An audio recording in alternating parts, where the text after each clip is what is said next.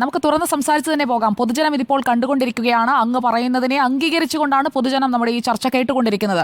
അതുകൊണ്ട് സ്പെസിഫിക് ആയി തന്നെ നമുക്ക് പേജ് നമ്പർ 123 ഞാനൊന്ന് പോവുകയാണ്. 246 പാരഗ്രാഫ്. ജനം ഇത് കേൾക്കേണ്ടതാണ്. A very strange phenomenon exist in Malayalam film industry. Individuals working in cinema are unauthorisedly and illegally ban from working in cinema. This is stated before the committee by more men than women in cinema. It has come out in evidence that about 10 to 15 individuals in cinema who are in the forefront of the Malayalam film industry constitute a power group and they are controlling the Malayalam film industry.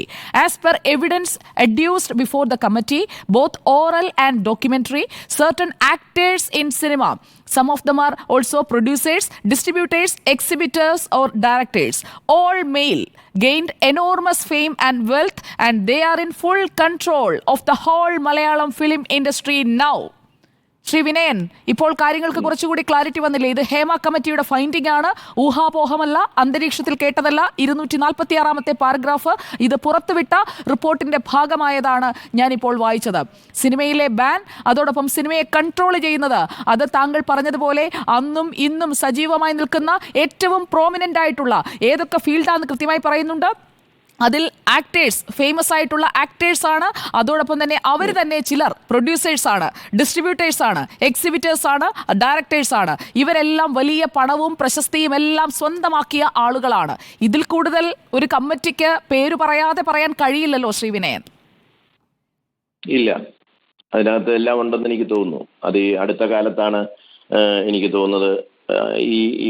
പിന്നെ എന്റെയൊക്കെ വിലക്കിന്റെ കാലഘട്ടം കഴിഞ്ഞിട്ടാണ് ഈ സിനിമയിലോട്ട് ഈ നടന്മാരെല്ലാം producers ആയിട്ട് വന്നതും.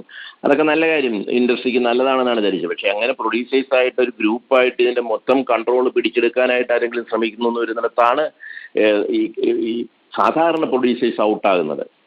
അവർക്ക് നിൽക്കാൻ പറ്റാത്തൊരവസ്ഥ ഉണ്ടാകുന്നത്. ഇപ്പോൾ ഈ പ്രൊഡ്യൂസേഴ്സ് അസോസിയേഷൻ എന്ന് പറഞ്ഞൊരു സംഘടന ഇപ്പോൾ ഉണ്ട്. ഞാൻ അതിന്റെ മെമ്പറാണ്, ഞാൻ ആക്റ്റീവ് മെമ്പറാണ്. എനിക്ക് പറയാനുള്ളത്, ആ സംഘടനയിൽ പോലും ഈ പറയുന്ന ഗ്രൂപ്പിന്റെ കൂടെ നിൽക്കുന്ന അത്തരം അല്ലാതുള്ള പ്രൊഡ്യൂസർമാരൊക്കെ വെറും മെമ്പർഷിപ്പ് കൊടുത്തുകൊണ്ട് അവിടെ വന്നിരുന്ന പ്രസംഗം കേൾക്കുക മാത്രമാണ്. അല്ലാതെ അവർക്ക് ഒന്നും ചെയ്യാൻ പറ്റില്ല. അവർക്ക് ഒരു കൊച്ചു പടം പോലും എടുക്കാൻ പറ്റില്ല. അവർ വിളിച്ചാൽ ഇവിടുത്തെ ഈ യുവനടന്മാർ എന്ന് പറയുന്നവർ പോലും ആരും ഫോൺ എടുക്കില്ല. അവർ വിളിച്ചാൽ അവരെ അങ്കിളുമാരെന്ന് വിളിച്ച് കളിയാക്കും. അപ്പം അവരെവിടുന്ന് സിനിമയിലോട്ട് വന്നവർക്കേ അറിയത്തുള്ളൂ. ഒരു സിനിമ ചെയ്ത് എൻട്രി ചെയ്തവന് സിനിമ പാഷനാണ്. അയാളുടെ സ്ഥലം വിറ്റിട്ട് നഷ്ടമായി സിനിമ എടുത്തെങ്കിൽ അയാൾ വീട് വിൽക്കും. വീട് വിറ്റിട്ട് നഷ്ടമായി എടുത്തെങ്കിൽ അയാൾ പാണ്ഡവരുടെ പണയം വെച്ച കഥ പറഞ്ഞ കണക്കാണ്. കാരണം അവൻ സിനിമയായിട്ട് വലിയ പാഷനാണ്. പക്ഷെ അങ്ങനെ പാഷനായിട്ട് വന്നവർക്കൊന്നും ഇപ്പൊ സിനിമയിലോട്ട് കയറാൻ പറ്റുന്നില്ല. സിനിമ എന്ന് പറയുന്നത് ഈ പറയുന്ന നേരത്തെ കണ്ടവരുടെ തന്നെയാണ് അതിന്റെ മെയിൻ സ്റ്റിയറിങ്. പുതുതായിട്ട് വന്നൊരു തലമുറയുണ്ട്. ആ തലമുറ ഇവരെ കണ്ട് തന്നെയാണ് പഠിക്കുന്നത്. അവരെ ഒന്നും ഒരു രീതിയിലും ഇവർക്കൊന്നും സാധാരണ നിർമ്മാതാക്കൾക്കൊന്നും കോണ്ടാക്ട് ചെയ്യാൻ പറ്റില്ല. സാധാരണ ഒരു നിർമ്മാതാവ് ഇപ്പൊ ഈ യുവതാരങ്ങളിൽ പ്രമുഖരായവരുടെയെങ്കിലും ഒരു ഡേറ്റ് കിട്ടിയാൽ അയാൾക്ക് പോയിട്ടൊരു ഫിനാൻസ് ഒക്കെ മദ്രാസിൽ നിന്ന് മേടിച്ച് ഒരു പടം ചെയ്ത് എന്തെങ്കിലുമൊക്കെ ജീവിതം മുന്നോട്ട് കൊണ്ടുപോകാന്നൊരു അവസ്ഥയുണ്ട്. ഇവർ അടുക്കത്തില്ല, ഡേറ്റ് കൊടുക്കത്തില്ല. എന്ന് മാത്രമല്ല അവരുടെ ലോബികൾക്കേ കൊടുക്കത്തുള്ളൂ. ശ്രീ വിനയൻ, ഞാനൊരു സംശയം ചോദിച്ചോട്ടെ. ഞാൻ ഈ സിനിമയിലൊന്നും അഭിനയിക്കാത്തതുകൊണ്ട് എനിക്ക് ഇതിന്റെ കാര്യങ്ങളൊന്നും അറിയില്ല. അപ്പോൾ ആര് വേണം അഭിനയിക്കാൻ, ആര് വേണം സംവിധാനം ചെയ്യാൻ, ഇതെല്ലാം തീരുമാനിക്കുന്നത് അപ്പോൾ ഈ ടീമായിരിക്കും അല്ലേ? അങ്ങനെയല്ല സുജയ, അത് ആ ഒരു ടീം തീരുമാനിക്കുന്നതല്ല. ഒരു പ്രധാനപ്പെട്ട ഒരു നടനാണെങ്കിൽ ആ നടന്റെ ഒരു പ്രോജക്റ്റ് വന്നാൽ അദ്ദേഹത്തിന്റെ അഭിപ്രായം കാണും. പിന്നെ ഇന്ന ആള് ഡയറക്റ്റ് ചെയ്യട്ടെ, അത് മറ്റവൻ വേണ്ട, അല്ലെങ്കിൽ ഇന്ന നടനോ, അയ്യോ അവൻ വേണ്ട, ഭയങ്കര ശല്യമാണ്, അങ്ങനെയൊക്കെ അവർക്ക് തീരുമാനിക്കാം. അങ്ങനെ വരുമ്പം അങ്ങനെ ഒരു 5-8-10 പേരുടെ പ്രവൃത്തി വരുമ്പോൾ അതൊരു ഭയങ്കര മാഫിയ ഗ്രൂപ്പായിട്ട് ഓട്ടോമാറ്റിക്കായിട്ട് മാറിപ്പോകത്തില്ലേ? അത് തന്നെയാണ് സംഭവം. അല്ലാതെ ഈ ഒരു ഗ്രൂപ്പ് മാറിയിരുന്നോണ്ട് ഇന്നൊരു മതി അങ്ങനെയൊന്നുമില്ല. എല്ലാ സിനിമകളും അത്രമാത്രം ബന്ധമുള്ളവർക്കും അത്രമാത്രം ഇതിനകത്ത് എന്താ പറയുക, പിന്നെ പിടിപാടുള്ളവർക്കും ഒക്കെ പറ്റുന്നുള്ളൂ. ഈ പിടിപാടിന്റെ ഒരു മാനദണ്ഡം എന്താണ് ശ്രീ വിനയൻ? ഇപ്പോൾ സിനിമയിലേക്ക് കടന്നു വരാൻ തയ്യാറാകുന്ന ഒരുപാട് പേരുണ്ടല്ലോ. ഈ റിപ്പോർട്ടിൽ തന്നെ പറയുന്നുണ്ട് ഗേൾസ് ബാർ വിമൻ എന്നാണ്. അതായത് പ്രായപൂർത്തിയാകാത്ത പെൺകുട്ടികളടക്കം കടന്നു വരുമ്പോൾ അവർ നേരിടുന്നതിനെ കുറിച്ച് പലരും ഈ കമ്മിറ്റിക്ക് മുന്നിൽ മൊഴി കൊടുത്തിട്ടുണ്ട്. അവർക്കൊക്കെ ഒരു എൻട്രി കിട്ടാൻ വേണ്ടി വന്ന് എന്താണ് ചെയ്തു തരേണ്ടത് എന്ന് കൃത്യമായി പറയുന്നുണ്ട്. സെക്ഷൽ ഫേവേഴ്സ് തന്നെയാണ് അവരോടൊക്കെ ചോദിക്കുന്നത്. ഞാൻ പെൺകുട്ടികളെക്കുറിച്ചും സ്ത്രീകളെക്കുറിച്ചുമാണ് പറഞ്ഞത്. പുരുഷന്മാർ നേരിടുന്ന ബാൻ അടക്കമുള്ള മറ്റു കാര്യങ്ങളെക്കുറിച്ച് അങ്ങ് വിശദമായി തന്നെ പറഞ്ഞതുകൊണ്ട്. അപ്പോൾ ഒരു പെൺകുട്ടിക്ക് സ്വാഭാവികമായി അഭിനയശേഷിയുണ്ട്, കഴിവുണ്ട്, അവർക്ക് കാണാൻ സുന്ദരിയാണ്, എല്ലാം ഉണ്ടെങ്കിലും എല്ലാ മാനദണ്ഡങ്ങളും ഒത്തുവന്നാലും ഈ ഒരു കാര്യം കൂടി മീറ്റ് ചെയ്യേണ്ടി വരിക എന്ന് പറയുന്നത് ഗതികേടല്ലേ ശ്രീ വിനയൻ? തീർച്ചയായിട്ടും ഈ പിന്നെ പഴയ കാലത്തിൽ നിന്ന് ഇപ്പോൾ വരുന്ന പെൺകുട്ടികളൊക്കെ ഭയങ്കര ബോൾഡാണ്. അവർക്ക് എനിക്ക് തോന്നുന്നത് അവർക്കൊന്നും അങ്ങനെ അവരെയൊന്നും അത്ര പഴയ കാലം കണക്ക് ഇപ്പൊ ശാരദാ മാഡം പറഞ്ഞ കാലത്തെ കണക്കൊന്നും പറ്റില്ല. പഴയ കാലമല്ല ശ്രീ വിനയൻ, പഴയ കാലത്തിലേക്ക് പോകാതെ 2017 സംഭവത്തിന് ശേഷം 18 മുതൽ 19 വരെയുള്ള 1.5 വർഷം മൊഴിയെടുത്തപ്പോൾ കിട്ടിയ മൊഴികളിലാണ്. അതിൽ ഇപ്പോഴും സിനിമയിലൊക്കെ നിൽക്കുന്ന ആളുകളടക്കം പോയി മൊഴി കൊടുത്തിട്ടുണ്ട്. പഴയ കാലമല്ല, പുതിയ കാലത്തുമുണ്ട്. എനിക്ക് ശ്രീമതി സുജയ, ഇപ്പോഴത്തെ കാലത്ത് ഞാൻ അത് പറയുന്നത് സ്വയം ഞാൻ ഒരു തോൽവി സമ്മതിക്കൊന്നുമല്ല. എനിക്ക് അതിനുശേഷം 2 ചിത്രങ്ങളോ ഇപ്പൊ 19ാം നൂറ്റാണ്ട് ചെയ്തിട്ട് പോലും ഇപ്പൊ 2 വർഷം കഴിഞ്ഞു. എനിക്ക് കൂടുതൽ സിനിമകൾ ചെയ്യാൻ പറ്റിയിട്ടില്ല. അത് മറ്റൊന്നും കൊണ്ടല്ല, ഞാനൊരാളെ ഈ ലോബിയുടെ ഒന്നും പുറകെ പോയിട്ട് അല്ല ഇവരുടെ കാര്യം കൊണ്ടൊന്നും സിനിമ ചെയ്യാൻ പറ്റിയില്ലെങ്കിൽ അങ്ങനെ സിനിമ ചെയ്യേണ്ട, ജീവിക്കാൻ വേറെ മാർഗം തേടുമെന്ന് ഇന്നും ചിന്തിക്കുന്ന ആളാണ് ഞാൻ. അതുകൊണ്ട് തന്നെ ഞാൻ അത്ര സജീവമല്ലാത്തതുകൊണ്ട് എനിക്ക് പലരുടെയും പേര് പോലും അറിയില്ല. പലരെയും ഇങ്ങനെ പറയുമ്പോൾ കാണുമ്പം ചില സിനിമകളിൽ കൂടി കണ്ടിട്ട് ഇന്നയാളാണെന്ന് പറഞ്ഞാലേ അറിയത്തുള്ളൂ. പക്ഷെ അങ്ങനെ ഒരു റിപ്പോർട്ട് വന്നിട്ടുണ്ടെങ്കിൽ തീർച്ചയായിട്ടും ആ റിപ്പോർട്ടിന്റെ പേരിൽ സർക്കാർ ഇടപെടണം. സർക്കാരിന് എന്തുകൊണ്ട് ഇടപെടാൻ പാടില്ല എന്നുള്ളതാണ് എന്റെ ചോദ്യം. അതിനൊന്നും ഈ സംഘടനകളെ കുറ്റം പറഞ്ഞിട്ട് കാര്യമില്ല. സംഘടനയെ മാത്രമല്ല, എല്ലാ സെറ്റുകളിലും ഒരു ICC ഇന്റേണൽ കംപ്ലയിന്റ്സ് കമ്മിറ്റി, അതായത് 10 പേരിലധികം അല്ലെങ്കിൽ 15 പേരിലധികം തൊഴിലിടത്തിൽ സ്ത്രീകൾ ഉണ്ട് എന്നുണ്ടെങ്കിൽ അവർക്ക് അവരുടെ പരാതികൾ പറയാൻ ഒരു IC വേണം, ഒരു ഇന്റേണൽ കംപ്ലയിന്റ്സ് കമ്മിറ്റി വേണം.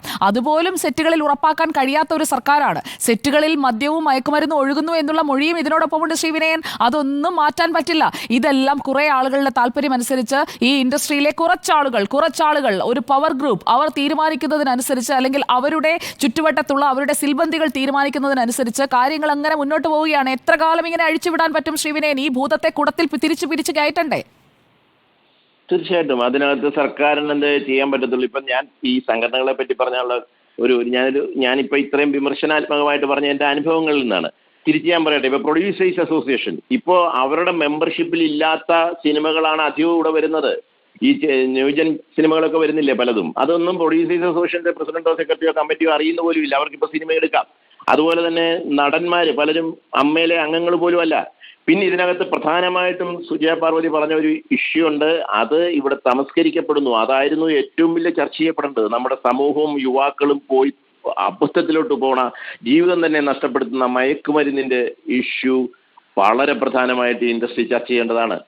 എന്തുകൊണ്ട് അത് ഈ കൂട്ടത്തിൽ ചർച്ച ചെയ്യുന്നില്ല എന്നുള്ളതാണ് അത് ഈ റിപ്പോർട്ടിൽ പറയുന്നുണ്ട് ശ്രീ വിനയൻ. ഞാൻ ഘട്ടമായി അതിലേക്ക് വന്നു എന്ന് മാത്രമേ ഉള്ളൂ. താങ്കൾ ഒരു സിനിമ സംവിധാനം ചെയ്യുമ്പോൾ ആ സിനിമാ സെറ്റിൽ നടക്കുന്ന എല്ലാത്തിന്റെയും ഒരു കസ്റ്റോഡിയൻ അല്ലെങ്കിൽ ഒരു കൺട്രോൾ എന്ന് പറയുന്നത് ഒരു സംവിധായകന്റെ കയ്യിലായിരിക്കുമല്ലോ. അപ്പോൾ ഈ സെറ്റുകളിൽ ഇങ്ങനെയുള്ള കാര്യങ്ങൾ നടക്കുമ്പോൾ, അതായത് കിക്ക് കിട്ടാൻ അഭിനയം പുറത്തോട്ട് വരണമെന്നുണ്ടെങ്കിൽ ഇതകത്തോട്ട് ചെല്ലണം, സ്റ്റഫ് ചെല്ലണം എന്ന് പറയുന്ന ആളുകൾക്ക് അത് അനുവദിച്ചു കൊടുക്കുന്ന ആളുകളുടേതായി ഒരു ഇൻഡസ്ട്രി മാറുമ്പോൾ അത് സിനിമ എന്ന കലയെ മലിനമാക്കുക കൂടിയല്ലേ ശ്രീ വിനയൻ?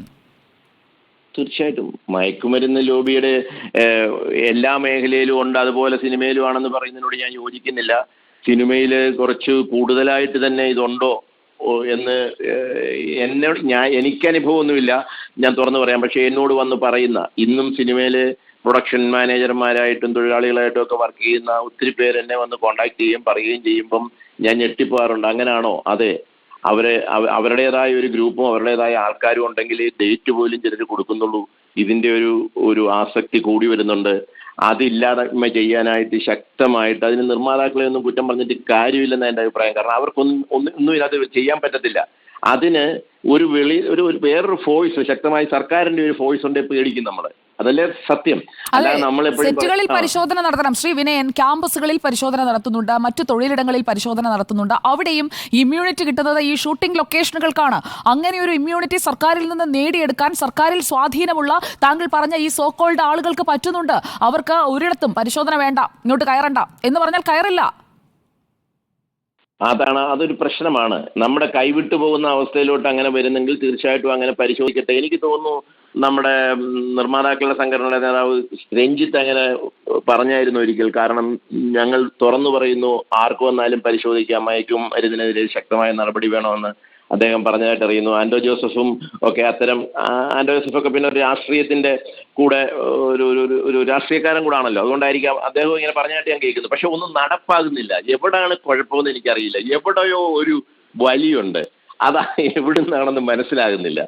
ശക്തമായ നമുക്കൊക്കെ എന്ത് കുഴപ്പം വന്നാലും സുജയ്ക്കറിയാമല്ലോ, ഞാൻ നേതൃത്വത്തിലിരുന്ന ഞാൻ മമ്മൂക്കയെ വെച്ചൊക്കെ ദാദാ സാഹിബും അക്ഷരരാജാവും ഒക്കെ ചെയ്ത ആളാണ്. എനിക്ക് അദ്ദേഹത്തിനൊക്കെ നല്ല പേരുണ്ടായി കൊടുത്ത പടവുമാണ്. പക്ഷെ ഞാൻ അത് കഴിഞ്ഞ് 2004 തൊട്ടിട്ട് എനിക്ക് ഈ സൂപ്പർ സ്റ്റാറുകളൊന്നും ഡേറ്റ് തന്നിട്ടില്ലെന്ന് മാത്രമല്ല എന്നെ അവരടിപ്പിച്ചിട്ടില്ല. ഈ വിധി വന്നതിന് ശേഷം ഞാൻ മോഹൻലാലുമായിട്ടൊരു പടം ചെയ്യുന്ന ഞാനും അദ്ദേഹമായിട്ടൊരു കൂടിക്കാഴ്ച നടന്നതാണ്.